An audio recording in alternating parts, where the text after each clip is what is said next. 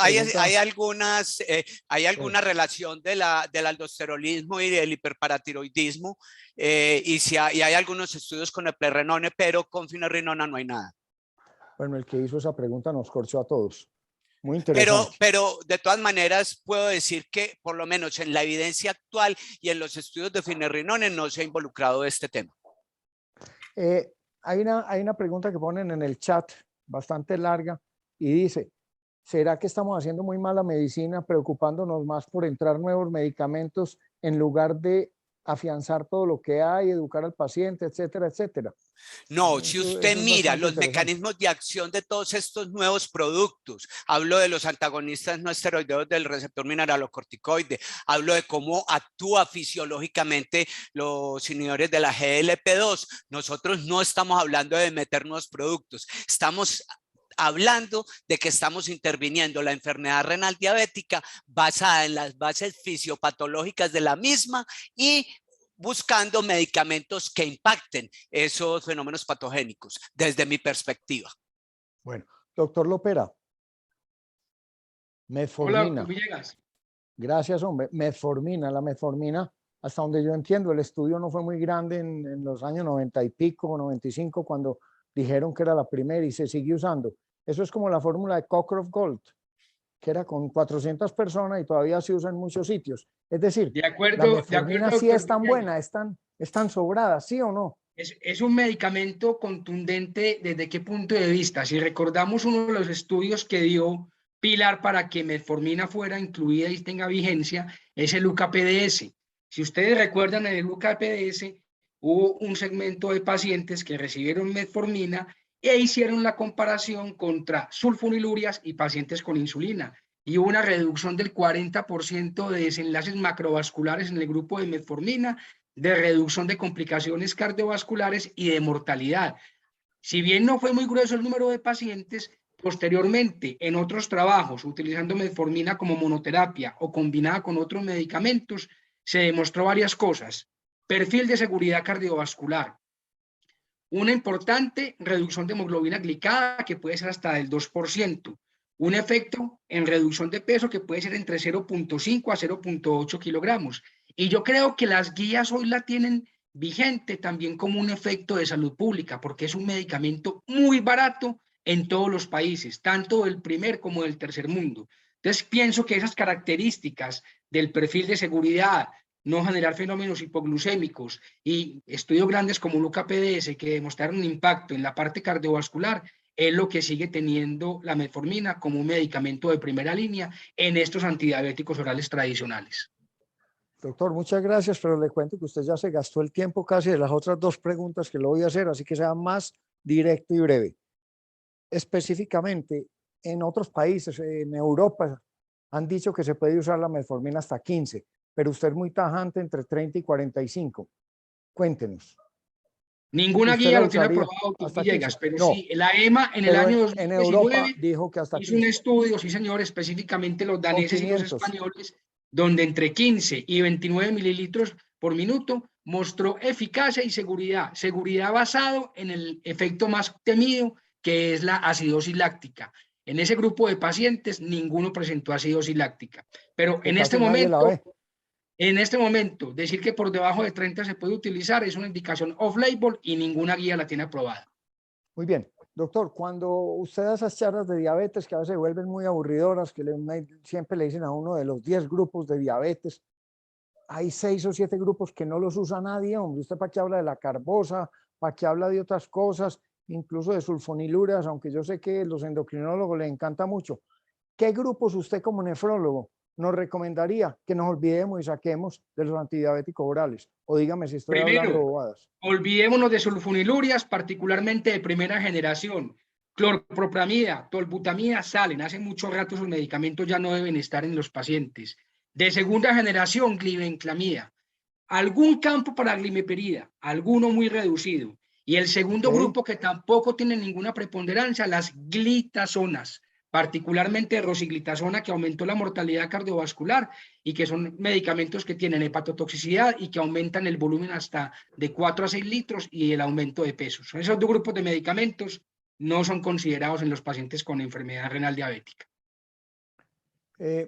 Una pregunta para el doctor Carlos Mario Henao, que yo sé que ella ahora contestó algún tipo de esta pregunta en el chat interno de preguntas, pero me parece interesante para todas las personas.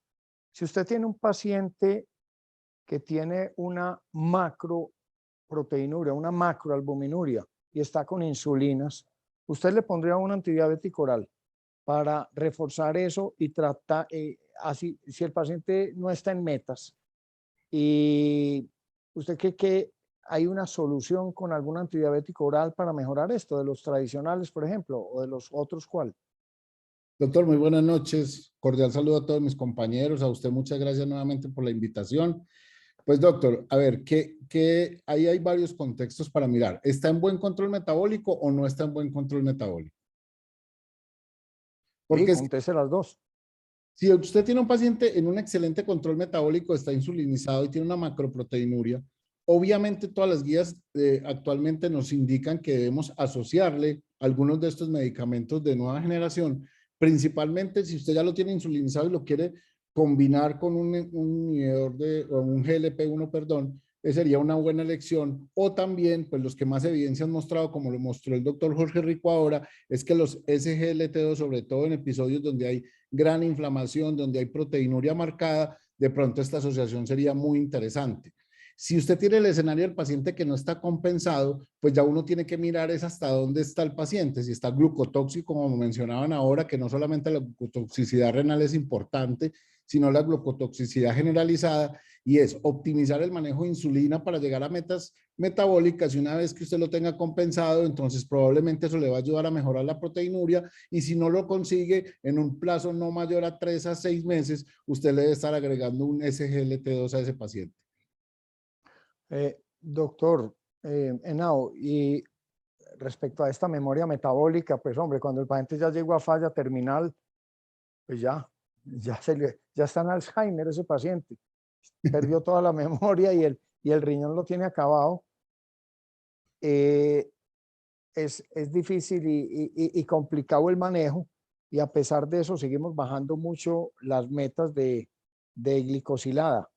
Es decir, que nos dicen que en esos pacientes uno debiera estar en 8, otros en 7, pero el paciente es feliz cuando llega a 6, porque él va y lee en Google que hay que tenerlos en 6, y todos nuestros pacientes están haciendo eso. ¿Cuál es su recomendación y cómo frenar ese abuso de ese sobreuso de insulina o de bajar las metas? Doctor, qué pena porque las charlas muchas veces se vuelven muy apretadas, pero hay muchos tópicos para tocar en eso, y uno de ellos es la sobrevasalización, que es lo que usted menciona. Obviamente las personas que manejamos pacientes con enfermedades renales terminales y diabetes, nos vemos en el parangón de que tenemos muy poquito armamento terapéutico para el manejo de ese paciente. Lo primero es que no sabemos usar las insulinas, es optimizar el manejo de estas, y el único amigo fiel que tenemos ahí todavía que preserva o que podemos echar mano, por decirlo así, son los DPP4.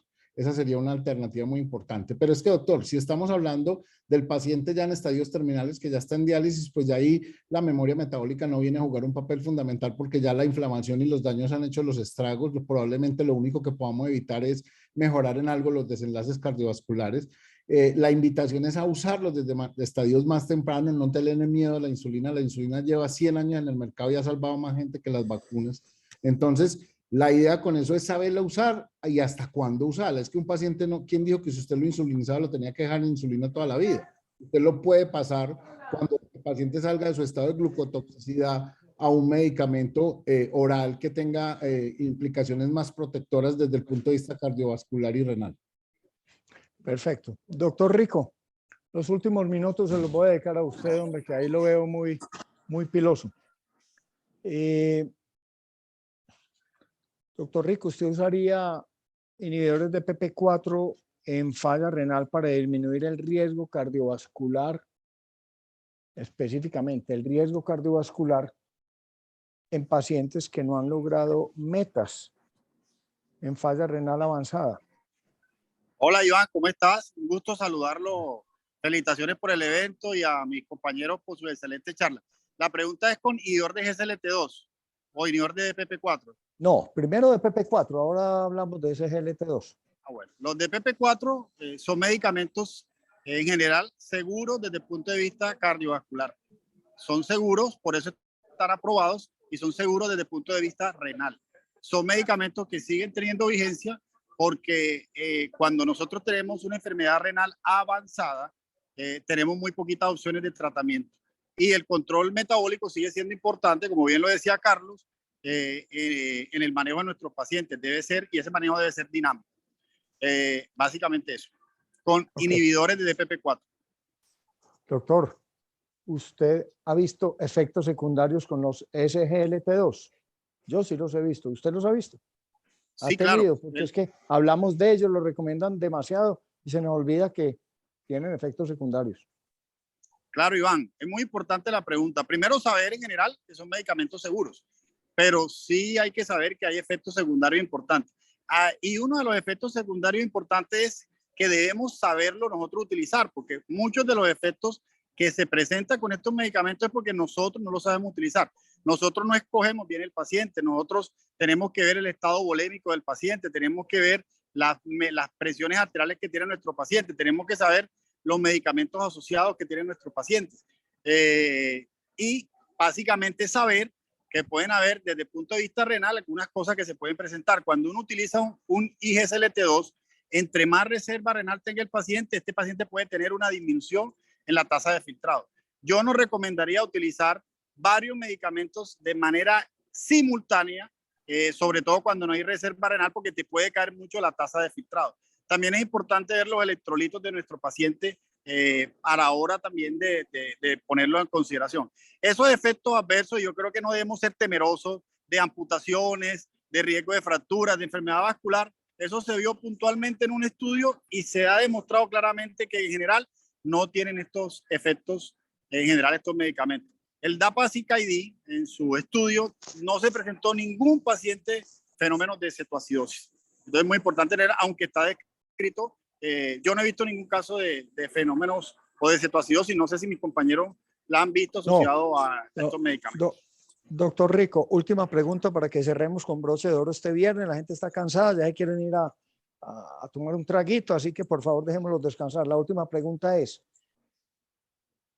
los SGLT2, hay estudios que ya empezaron en 25, usted lo presentaba, en 25 de filtración glomerular. ¿Usted hasta cuánto cree que va a bajar eso? ¿Hasta cuándo vamos a llegar a usarlo? ¿Lo vamos a usar en etapa 5 algún día?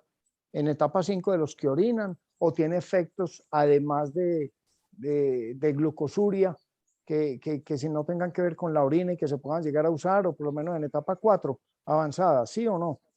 Iván, sí, y te voy a decir por qué.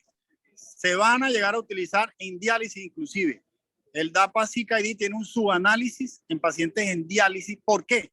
Porque este medicamento no se suspendió. O sea, el punto de corte fue 25, pero los pacientes que les bajó la tasa de filtrado, inclusive que llegaron a diálisis, no se les quitó el medicamento. Fue la diferencia con el Credence, que es con canalifosina. Y ese subanálisis se hizo y la mortalidad disminuyó. Es que el beneficio de estos medicamentos no es en pacientes con enfermedad renal avanzada, no en el control metabólico, ni es básicamente es en la mortalidad cardiovascular, porque nuestros pacientes en diálisis se mueren de enfermedad cardiovascular. Y recordemos que estos medicamentos tienen beneficios cardiovasculares y beneficios también en falla cardíaca. Entonces, la respuesta es que sí. Yo sí considero que en algún momento van a entrar dentro del manejo de pacientes en diálisis, por lo que te estaba comentando. Bueno, quiero agradecerle a todos quienes están escuchando, a todos los panelistas que hemos tenido en el día de hoy, a todas las personas de todos los países y de todas las localidades de Colombia por estar en este simposio. Les recordamos que mañana sigue con temas muy interesantes. Aquí los esperamos. Levántense tempranito y 7:30 de la mañana o antes estén conectados. Muchas gracias a todos y feliz noche.